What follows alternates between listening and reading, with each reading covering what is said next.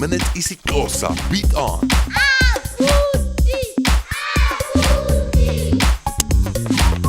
Goeiedag Abuti, sê hallo vir die kinders. Molweni bantwana. Vandag leer ons oor die familielede. Is julle reg?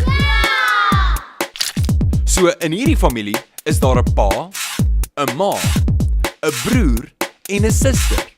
Kom ons leer nou die woorde in isiXhosa. Weet julle wat die woord is vir pa in isiXhosa?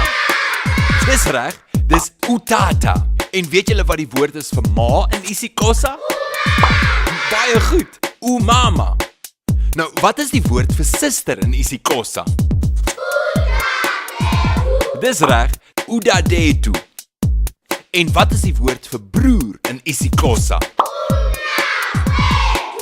Baie mooi, umnakwethu. Nou, in hierdie familie is daar ook 'n kat. Wat is die woord vir kat in isiXhosa? Dis reg, ikati. En wat is 'n familie sonder 'n hond? Wat is die woord vir hond in isiXhosa? Baie mooi, inja. So, ons het utata, umama, ons het umnakwethu, udadetu, inja en ikati.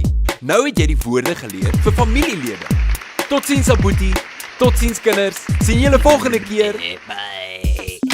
What I like about Abuti is there's a workbook, animations, songs, there's a teacher's guide, everything included in this fantastic product. It's so much fun! With the Abuti language learning software, the Abuti Syllabus board game, and the Abuti talking doll. Dumelang bana. For more info on the Abuti Syllabus, go to abutisyllabus.com.